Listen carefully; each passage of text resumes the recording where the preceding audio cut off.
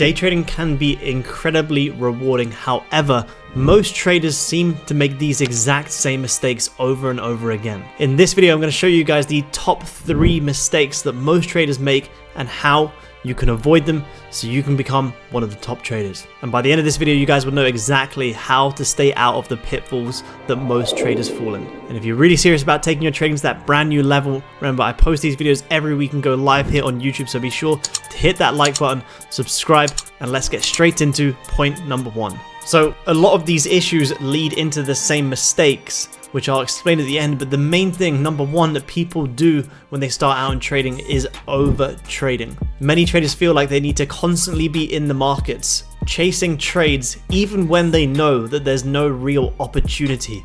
And a lot of this just comes from trading the money. You need to always be in the markets, or you need to always be catching that next big move. You don't really follow a perfect plan and a good setup. And you always have to remember, more trades doesn't equal more profits. More trades actually equals more problems. So over trading means more trades, which means you're going to have more losses. If you're not already consistent with a smaller amount of trades, having more is only going to make that problem even bigger. And this can also, add up transaction costs, spread fees, and of course, a lot of emotional stress. Now, the key is to have good discipline, and that comes from also having a good plan. You want to stick to a clear set of rules that you've created in your plan, that when you come onto the charts, you know exactly what you're going to trade, how you're going to trade it, and how many trades you're going to take for that day based off the data that you've built this plan. And if the markets, don't align when the time that you jump on the trades, be okay with taking that step back and always know the markets are going absolutely nowhere.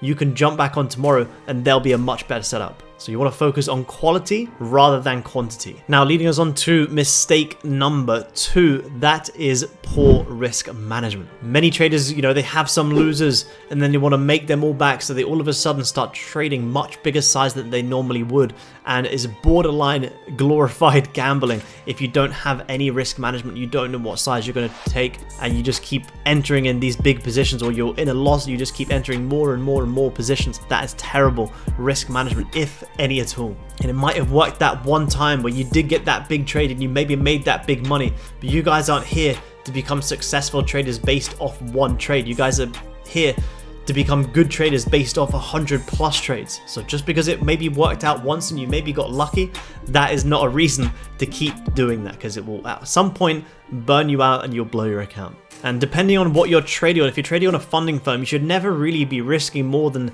0.5 to maybe 1% of your account per trade. And always use a stop loss. Like you guys see me on stream, I have a hard stop loss at a level just in case anything crazy happens that I'll get taken out.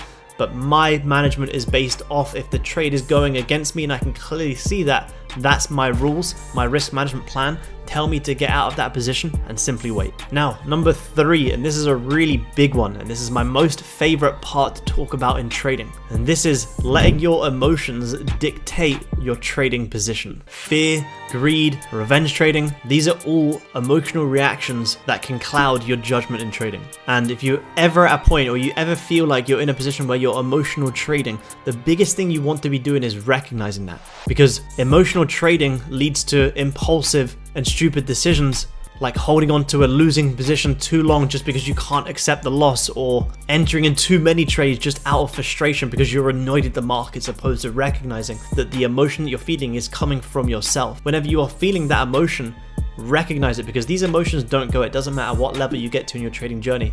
You feel the same emotions, you just learn to react to them differently. Again, this leads back to the exact same point. The way that you want to get over this is by building a trading plan with clear rules that you are going to stick to. If you have to stick it on the side of your computer just so it's in your face every single time you jump on the charts, that's what you have to do. And no matter how you feel in the markets, tick your rules if you should be in this trade or not. If you cannot tick your rules, or you feel like you're doing something stupid, or you've just entered in a crazy position, just cut it straight away, walk away. That's you out for the day. Come back tomorrow with a fresh mindset, and you've still got your account that you can rebuild and continue to trade consistently.